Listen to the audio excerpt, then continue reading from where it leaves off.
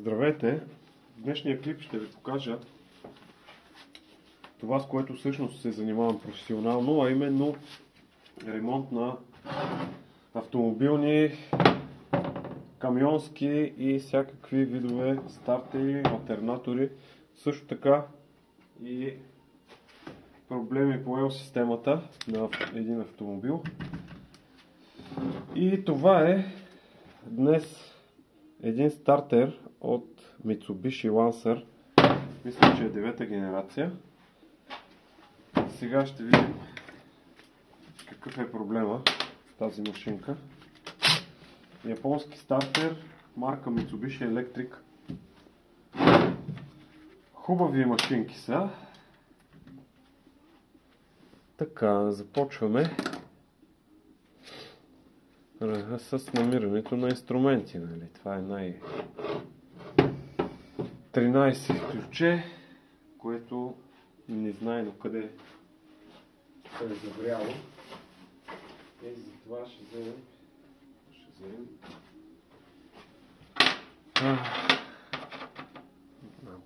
Ето го. Добре. Вземем тук мястото, на което работа, дали се вижда. Да, някъде тук. Добре. Така. Развиваме привода към четкодържателя. Тези стартери по принцип са доста добре направени и предполагам, че проблема е в износени четки. Когато един стартер е направен добре, съответно дава по-малко дефекти и нещото, което неминуемо се износва, това са четките. С други думи, това е най-малкото нещо, което най-лекия ремонт на един стартер. Съответно и най-честия консуматив. Това са четките. Така. Развиваме първо това, после тук.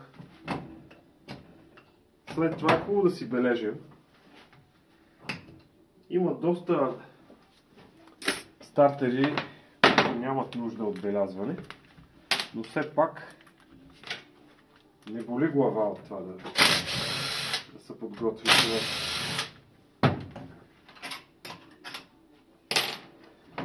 Не го отваряме още. Даже направих грешка, че развих шпилките първо. Развиваме включвателя. Също го белязваме, къде му е горната точка.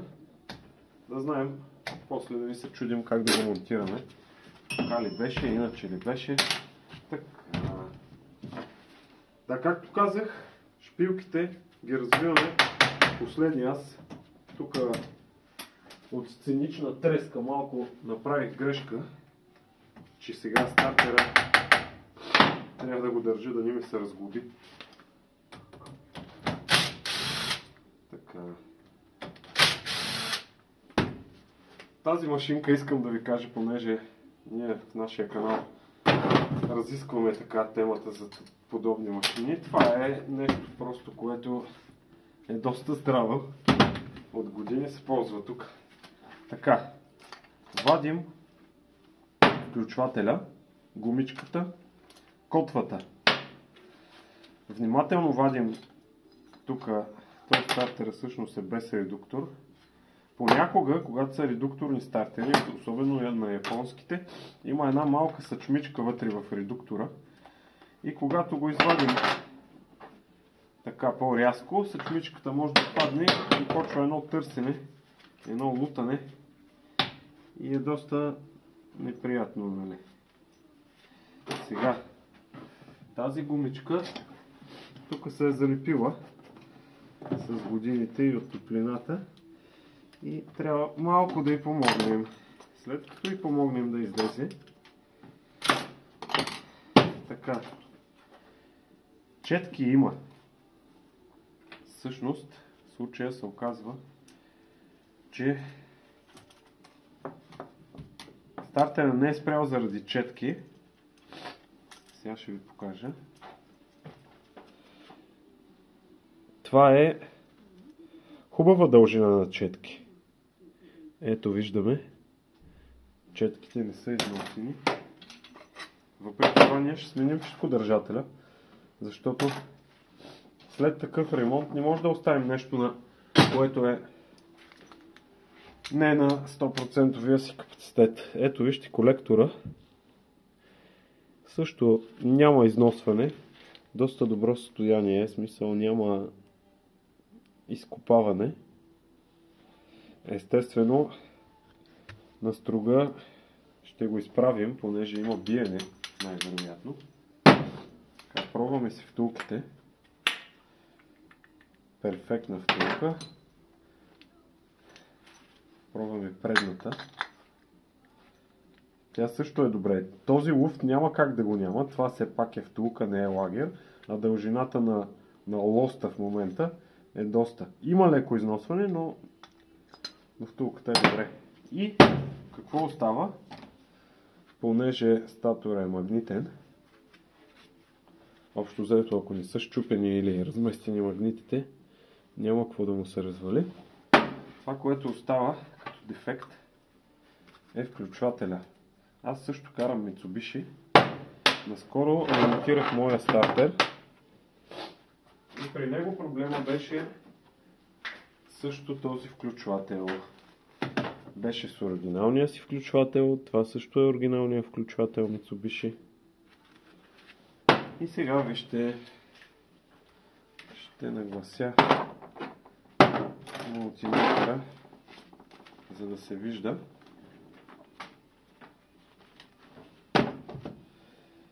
И го включвам да мери верига.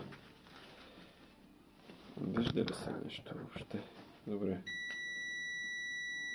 Ето, затворена верига. Този включвател вътре има, както се досещате, намотка, електромагнит и контактни елементи, които трябва да затворят силовата верига, плюса към четките.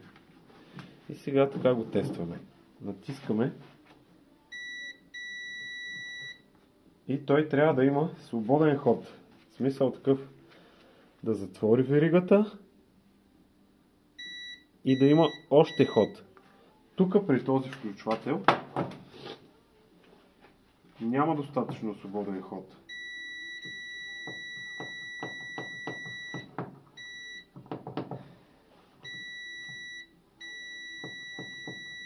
Има някакъв ход,